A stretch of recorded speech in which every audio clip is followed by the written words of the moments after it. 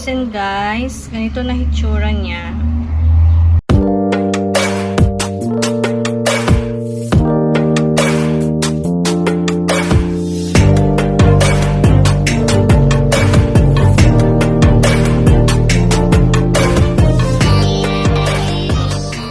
Hi guys, good morning. It's 6:40 AM. Punta tayong market. Bili tayo ng ingredients. Magluluto tayo today ng Thai food or Thai dish called GOONG OB WONSEN. So, bili tayo ng ingredients sa market at saka food for breakfast.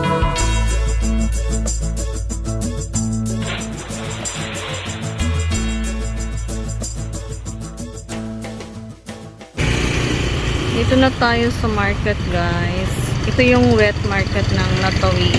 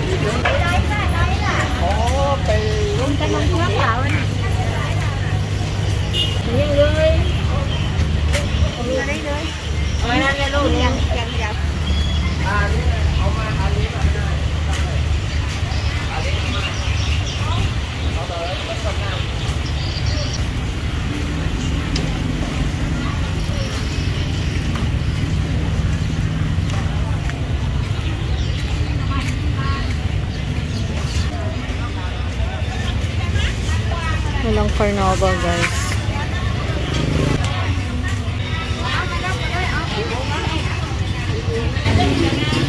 Mga for breakfast food nila guys.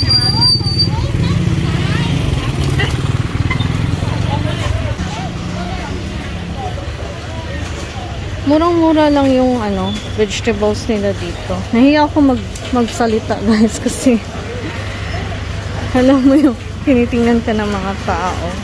Ang ginagawa nito.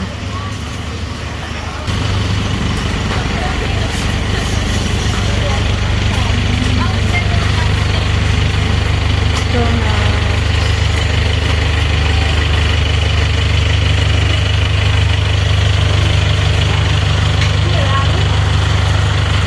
spices.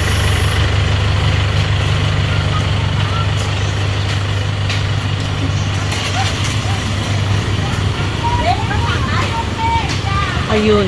Nandun.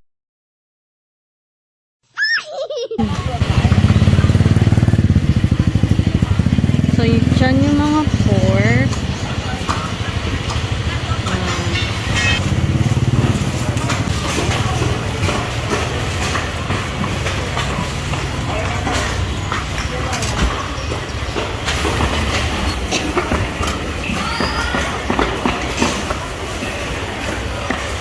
Kilo ng bigas dito.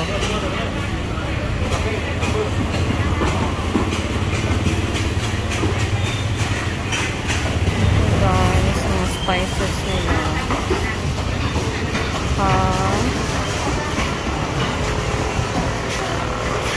Beef.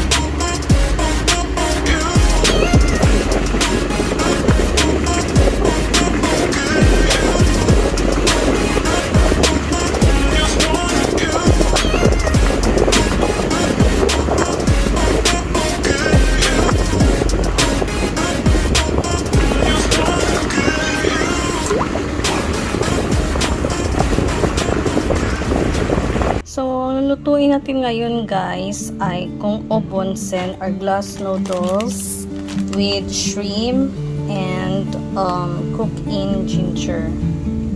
So, our ingredients, ito po yung mga ingredients natin. Itong bean vermicelli. I think parang ano siya, from mung bean. Yung ano, yung from munggo. Ito siya, or glass noodles ba to? Yan. Dalawa yung gagamitin ko guys. Yan. Tapos yung chicken stock. Light soy sauce. Kasi wala akong ibang soy sauce. Tsaka oyster sauce. Tsaka itong actually yung pepper guys, black and white pepper. Mas okay yung lasa. Kaya lang wala akong white pepper, so yung black pepper na lang. Tapos yung black soy sauce. Ito siya. Tsaka yung sesame oil. Ito siya, cilantro. Kasi pwede ka man kasing gumamit dito ng coriander. Tsaka spring onion, ginger, garlic, and our shrimp. So, ito lang yung mga ingredients guys. So, makikita nyo, madali lang siyang gawin. Gawin natin yung soy sauce. 2 tablespoon lang guys. 2 kutsara ng soy sauce.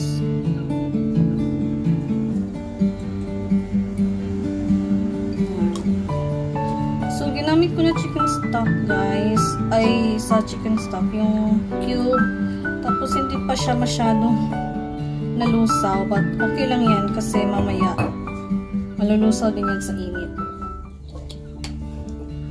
Tsaka 2 tablespoon ng oyster sauce. 2 kutsara ng oyster sauce.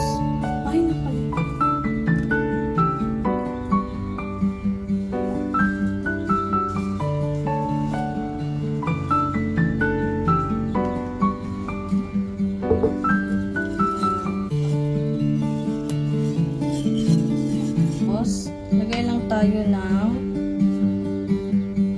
black soy sauce. Ay! Siya!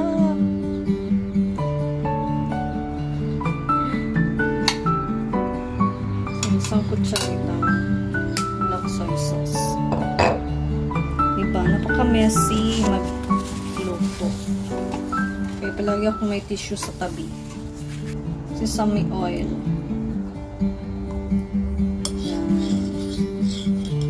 Kasi yung sesame oil guys, kasi gagamit tayo ng ginger,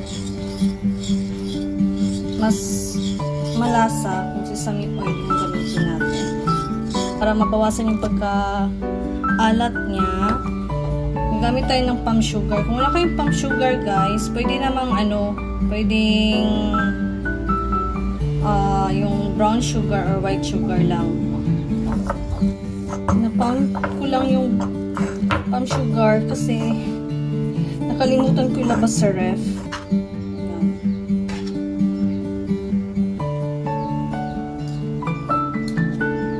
Tutunaw din yan guys later.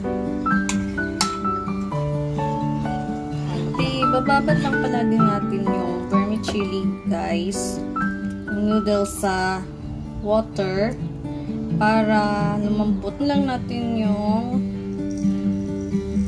pepper, mga half teaspoon, mga ganun. Depende sa ano ninyo guys. Pero gusto ko kasi yung peppery taste talaga siya. Tapos medyo mahanghang. Tapos, ilagay na natin yung garlic. Ganyan lang siya.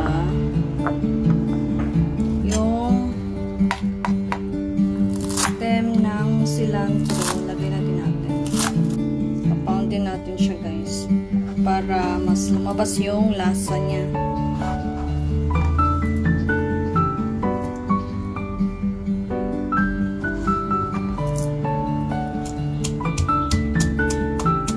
Yan. Ganyan guys.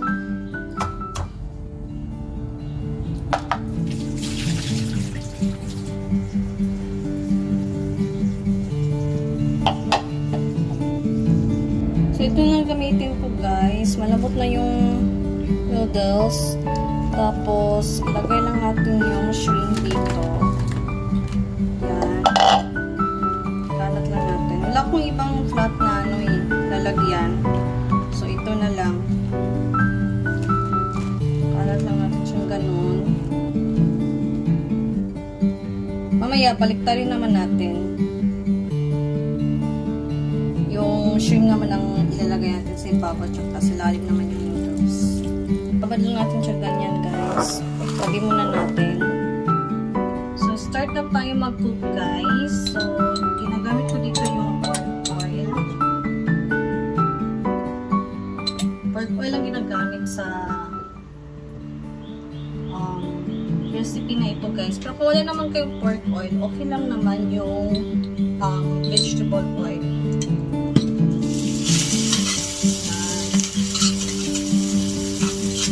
Actually guys, yung ginagamit ng mga Thai dito, yung clay pot, tapos yun yung ginagamit sa pag-serve. Nirapan ako sa camera mag-serve kasi wala akong tripod. So, yan. Okay. Problema dito, hindi ko nakakontrol yung ano niya, yung init niya. At wala din akong guys, wala din akong kaldero, wala akong pot. Mga electric pot na mayroon ako kasi wala akong gas. Ganun talaga. Hirap ng buhay. Tinry lang natin kunti yung ginger saka yung ibang ingredients. Unahin muna natin yung noodles kasi kailangan ng noodles na maluto. Madaling maluto ang shrimp. Kung is shrimp, cook is cooked in a very narrow or yung pot rice. Tapos yung wonsen, yun yung glass noodles wonsen. Sa Thai. So, GOONG OB WONSEN. Yung sauce. So, hintayin lang natin na mag-ano yung sauce.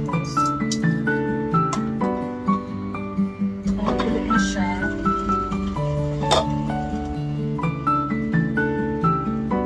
Nalipad ko na siya guys. Lagyan natin yung noodles sa lalim. Ayun sa ibabaw. Yan. Tapos, yung hipon naman ang sa lalim ng noodles. Yan. Tapos, hintay lang tayo konti guys. At this point guys, lagay na natin yung leaves ng cilantro. Ano ba natin?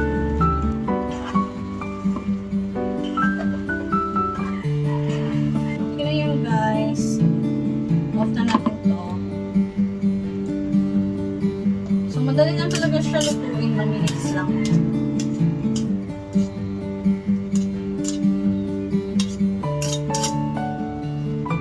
So, ito siya for garnishing na lang ito. So, ito na ang ating GOONG OB WONSEN guys. Ganito na hitsura niya. Mabilis lang siya lutuin guys at saka masarap. Grabe ang init guys. Kumusta naman yung pawis ko, diba? I-try nyo. Masarap siya na Thai dish guys at madali lang siyang gawin at madali lang hanapin yung mga ingredients niya. See you guys sa next video at huwag niyo pong kalimutan na i-like, i-share at i-subscribe yung channel pag new kayo sa channel natin. At sa mga susunod na videos, marami pa akong i-share po sa inyo. At maraming salamat po again sa ating mga subscribers. So maraming salamat guys. Share and like. And God bless all.